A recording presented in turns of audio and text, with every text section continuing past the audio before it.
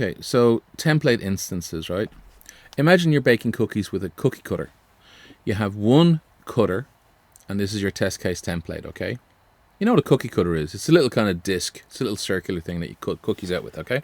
So you have one cutter. This is your test case template that shapes every cookie the same way. But instead of making plain cookies, you add different toppings for flavor, like chocolate chips on one cookie, sprinkles on the other, colorful sprinkles on the other. These different flavors represent the data you put into the red area. For example, different usernames and passwords. So here's the example we worked on, right? Or I'm going to show you. The blueprint, which is the test case template, you created a login test that goes to your fake login page, types in a username and a password, clicks login, and checks if the message is right. So in terms of setting up the flavors, it's the red area for data. You dragged the username field into the red area and posted Excel username, but now you need to add actual data rows, like one row at user 1 and another row at user 2, with their matching passwords. And if you have that field as well, think about these as a chocolate chip, the chocolate chips, the sprinkles, the colorful sprinkles, etc. Okay. So in terms of mixing it all together, which is the instantiation, create stuff, bring it into being. When you click the instantiate button, Tosca uses your blueprint, the cookie cutter in the blue area, and the data, the flavors from the red area, to automatically create several test cases. In this case, it's just going to be like 3 test cases, but it could be 3,000 or 300 or 30. Just like cutting out multiple cookies with different toppings. If you have one row in your red area, you get 1 test case. If you have 2 rows, you get 2 test cases. And if you have 3 rows, you get 3 test cases. In short, template instances let you write one test once and then generate multiple specific tests by just changing the input values in the red area. Each generated test is like a uniquely flavored cookie made with the same cookie cutter. So does this help you clarify what template instances are and how they work in, or they will work in, our login.html example? Also, these are template instances, and the red data area are an essential stepping stone to getting to the point where you can say, Tosca, generate the tests that are most relevant, and it automatically generates lots and lots of tests. Okay, this is the main selling feature of Tosca, and very few people know how to use it. Very few people seem to use it. Everybody seems to select the test cases they want. I've never seen anybody go to Tosca and say, hey, generate the tests that you think are relevant here, and then start executing them as part of a regression suite. Anyway, so let's create version 2, and now we're going to scan an application. You see there's a few other things in there: WebDriver, Salesforce, file scan. Discover application. We want that one, Flurfunk's login page. Okay. Automatically selecting HTML, but we want HTML. So just click scan, highlight the selection, right? Username, password. Now if I show you, if we change the font a little bit, we do the scanning thing, you see the way things are off now? Orange when I click username, and password is off. Yeah, that's because Tosca is affected by Zoom. I remember they used to say it's not, but trust me, it is. So we're not interested in the text, we're interested in the fields. So select that one and the password field, okay, and click the OK button. Now we need to get a message, and let me see if we can look in here. We can see what's in here. Right, you see this little message? We want that. We need that. And the message is a little div, a little division. Okay. So we click, bring that back there, and we will. We have what we need: username, password, the login button, and the message. So click close. Yes, you do want to save it. So go back to Tosca. We see v2. Little screenshot, username, password, login. Okay. So let me see. Have we got a little folder? Created a folder called Create Template Instances. We call it v2, and then just go back to your modules, and drag the module, it'll automatically create a test case. And there we go, test case. Okay, so we have our little test, and normally you put in like username in here, password, click X, and then, you know, log in successful with a little verify. But that's not what we're demonstrating today. That's just how it basically works. Okay, what we want to do now is go into our test data area, okay, and we get that module and we drop it in there like that, okay, and it automatically creates a class, okay, username, password, login, okay, and instances. Now ignore this crap, okay. What we can say is username, add an instance, okay, and go back to our little script here, and it's username, it's user1, we add another instance. It was user2, wasn't it? And then another instance, another, I think it was user3, wasn't it? User3. And if we go back to the test, we see good pass 1. On our passwords, we want to add an instance. We say good pass 1. Copy and paste is your friend here, okay? Don't be that hero who thinks typing is great. It isn't. It's how you make mistakes. And then we'll say bad pass 3. Okay? So, let me see. These are the attributes, username and password, but we want to create instances of in this worksheet. We just call it instance 1, right? Instance 1.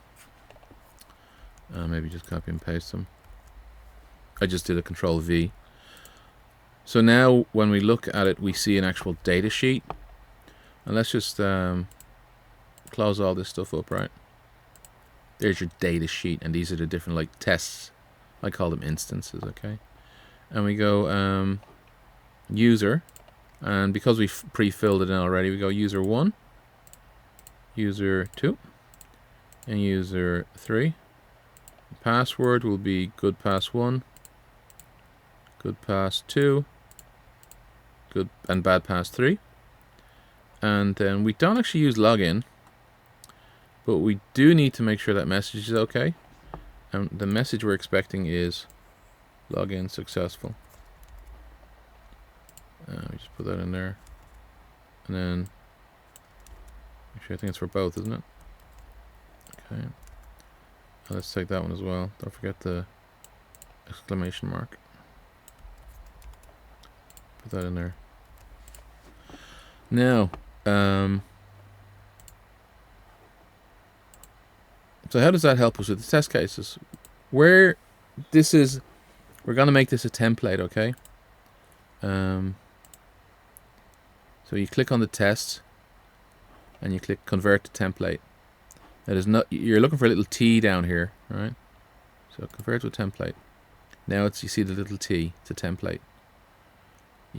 You don't run the template. It's like a little blueprint, okay? But where are we getting these values from, like the username and password? Well, this is where you go to test case design. You take the class, drag it to the test case, your template. So this is now going to take it from Excel username, Excel login, and Excel message. Now, if we look at this, we just expand this a little bit, and we'll bring your attention over here. You'll see TD class Flurfunk's login page, okay? Yeah, you can copy that to clipboard. Okay. Test case design. It's a class, TD class, okay? So you can see it's going to take the username, it's going to take the login. I don't want to do login. I just want to login should be just a click, right? So login. We just go click, click, and click. Okay, does that make? So it's taking the click value and it's looking for the message. Okay, but I think we need to do a verify in the message. It's currently a select, so we'll say verify. Now it's a div, so we can't just say it's equal to true, you know, login password. But no, you'll notice this is a gray T box, or a little gray T. Now if we go up here to instantiate, it says start instantiation, and we should see 3 tests. Okay, it's looking good, huh? Instance 1, 2, and 3. Okay. User 1, password 1, a click, and we're going to verify login successful.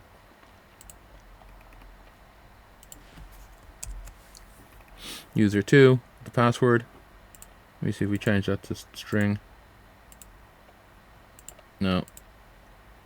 Secret. Password. What's the difference between password and secret? Okay. And then the third one, it's going to look for a login failed. Now this, I don't think this is going to run. So we don't run the template. I'm doing F6 at the moment. Nothing is happening. So let's just go to the first instance and hit F6. What do you think will happen?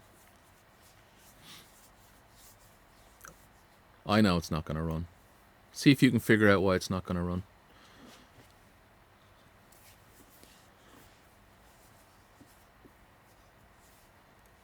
So it typed in the right username and password, which is great. But it failed, right? If anybody can tell me how to make this permanently wide and show the useful information, that'd be great. So we put in the username and password. You don't actually see it, but it did the click. And then the message says, container has no default property to read from. Now a div is a division, it's a container, okay? So that's not working because, let me just close up the template. That's not working because we're just doing this verify and we're going, we expect a string to appear on the screen, but it's a div, right? So we need to say, we need to use this complicated inner text functionality. All right. Let's see if that runs. I don't think it will. I think we need quotes. Let's try it again, okay?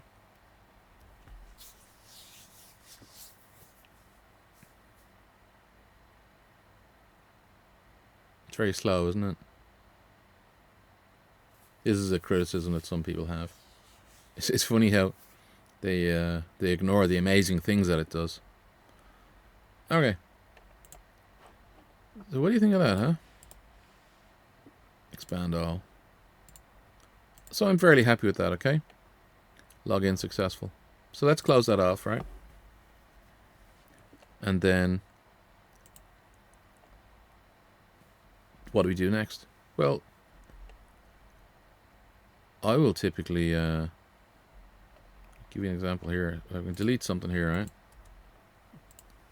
This is the third instance. That's not going to work because it's typing in nothing. But you can actually right-click on the instance and say reinstantiate, and it'll rebuild a test for you. Okay. Now you could reinstantiate the entire instance, all of them, at the top. So login successful, and login failed. So let's see if these things actually run. F6.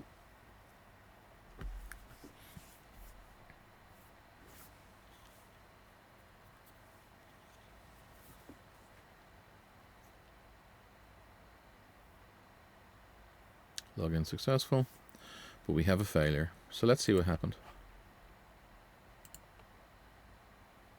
Container has no default. Okay, so what just happened?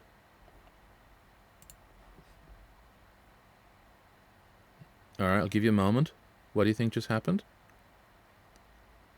Wait, if you said we're not using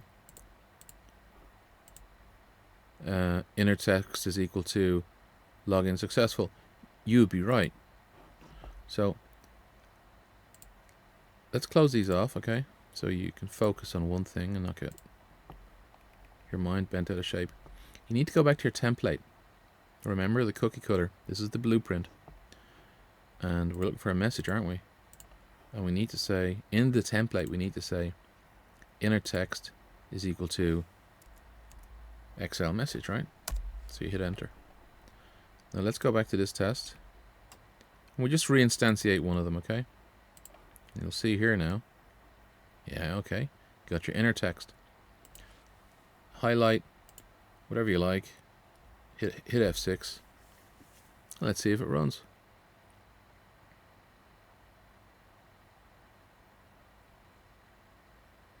It's 8 seconds, 9 seconds, 10 seconds. Log in. Login successful. Very good. That worked. So let's reinstantiate everything, okay? I'll just show you, like, we don't have the inner text here. So let's just reinstantiate everything. Reinstantiate instance. There we go. It now appears in 2. And it now appears in 3. So let's just go to the top level, hit F6, and see if things run properly. Oh, sorry. You can't run a template. You can run a template instance. F6.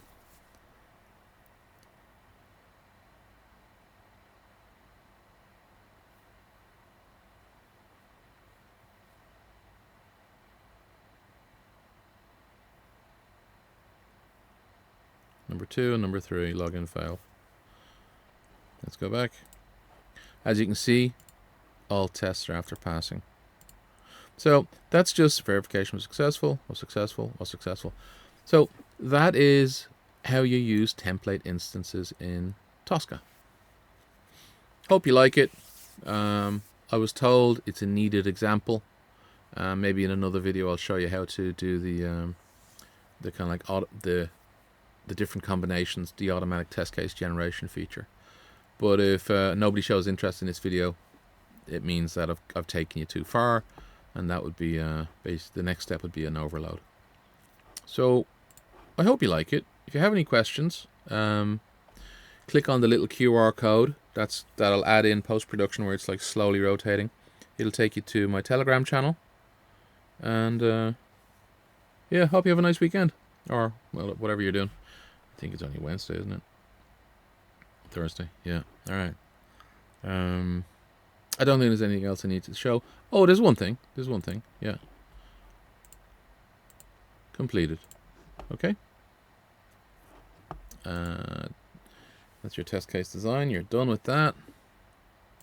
And then your modules there as well. You're done with that. If you're in a multi-user environment, you do a check-in all and ask a colleague for a code review. But yeah, let's put that back where it belongs. Test case design before module. I think it looks cool. I think it's a nice feature.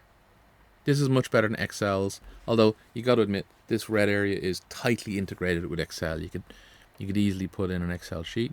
You could give these different names if you like.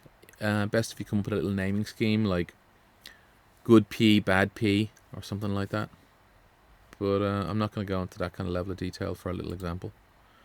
If you have any questions about this, please, you can paste them in below in YouTube, but I typically don't answer because they get lost in there. I prefer to handle things on my Telegram site. But unfortunately, if you don't ask questions underneath the videos, it tells the algorithm you're not interested. But if you do have a question, you can paste it there, and I do keep an eye on it. But if you want a real-time answer, use the Telegram channel, okay? Alright, I think I'm going to stop recording. Take care. Bye-bye.